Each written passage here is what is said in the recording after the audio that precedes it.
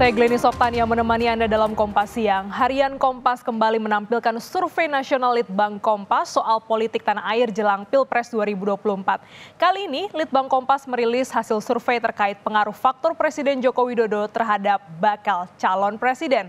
Salah satu tema yang disurvei adalah soal keberlanjutan program kerja pemerintah Jokowi dan juga potensi elektabilitas capres. Dan perlu diketahui saudara, survei Litbang Kompas dibiayai sepenuhnya oleh Harian Kompas. Kita lihat data yang pertama, bagaimana tingkat keterpilihan 3 bakal capres jika memilih meneruskan program Jokowi. Ini lihat datanya saudara, ada nama Ganjar Pranowo, Prabowo Subianto dan juga Anies Baswedan. Kita lihat dari nama yang pertama yaitu Ganjar Pranowo, ini sebesar 36,9% maksud kami, Ganjar Pranowo sebesar 36,9%. Sementara jika tidak meneruskan program Jokowi, ini hasilnya adalah lebih rendah, hampir sekitar 7%, yaitu di angka 30%. Sementara untuk tema yang sama, tingkat keterpilihan Prabowo Subianto sebesar 35,4%. Dan serupa dengan Ganjar, jika tidak meneruskan program Jokowi, elektabilitasnya lebih rendah, 7,8%, menjadi sekitar 27,8%. Nama yang ketiga yaitu Anies Baswedan, ini sekitar 22,1% jika meneruskan program Jokowi, dan 15,5% jika tidak meneruskan program Jokowi. Selanjutnya, saudara, hal yang menarik juga bagaimana terkait dengan simulasi dukungan Jokowi pada bakal calon presiden. Ini dia datanya.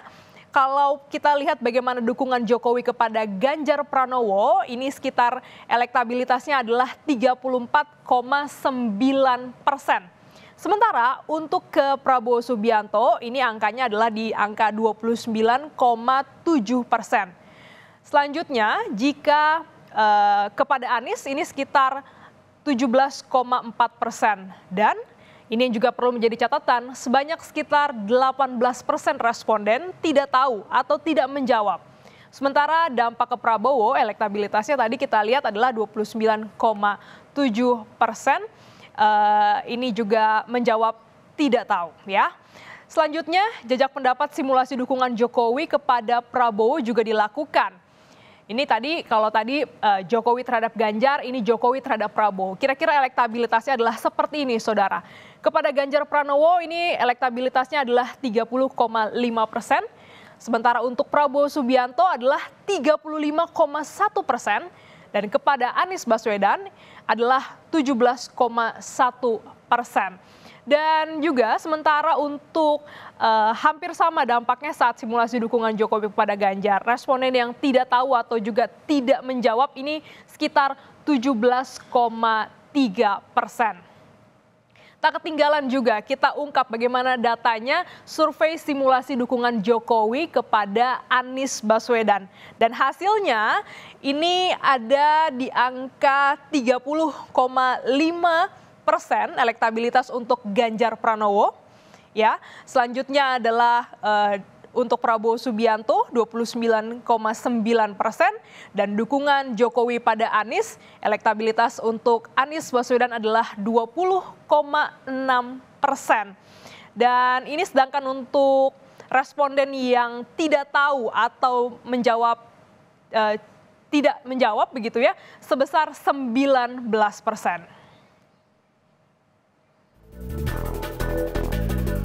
Kehadiran sosok Joko Widodo pada kontestasi Pilpres 2024 tidak bisa diabaikan. Sebab arah dukungan pemilih Joko Widodo di pemilu 2019 bisa menjadi faktor penentu. Litbang Kompas memotret arah pergerakan suara para pemilih Jokowi di Pilpres 2019.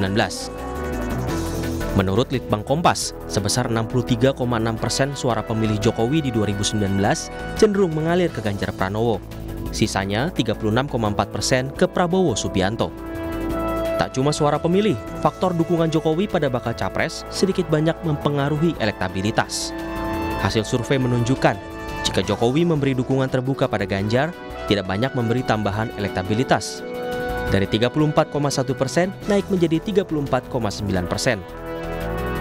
Hasil sebaliknya terlihat pada Prabowo Subianto, signifikan menambah besaran elektabilitas dari 31,3% bertambah menjadi 35,1%. Dukungan Jokowi memperketat persaingan Ganjar dan Prabowo. Bahwa pergerakannya tidak terlalu besar, terutama untuk pemilih Ganjar Pranowo. Artinya apa? Artinya pemilih Ganjar Pranowo itu sebenarnya tidak usah disuruh oleh Pak Jokowi, sudah milih. Karena memang satu partai begitu?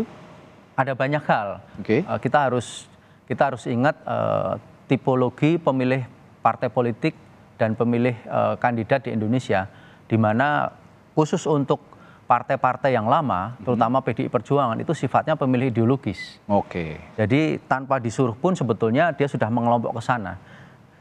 Kemudian yang kedua, untuk Pak Prabowo sebetulnya juga kenaikannya tidak terlalu besar juga.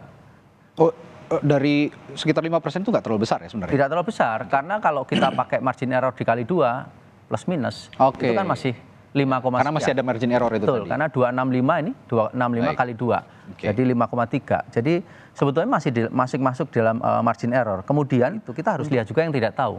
Ketika Jokowi memberikan rekomendasi kepada Prabowo maupun rekomendasi kepada Anies, kita harus lihat pertambahan kelompok yang ini tidak tahu. Tidak tahu atau tidak menjawab itu? Dia dari 15% naik menjadi 17% dan juga naik menjadi 19% kalau rekomendasi diberikan kepada Anies Baswedan. Artinya ada banyak juga responden yang lalu menjadi tidak punya pilihan, entah golput, entah lain-lain, tapi dia lalu tidak mencoblos atau dan seterusnya.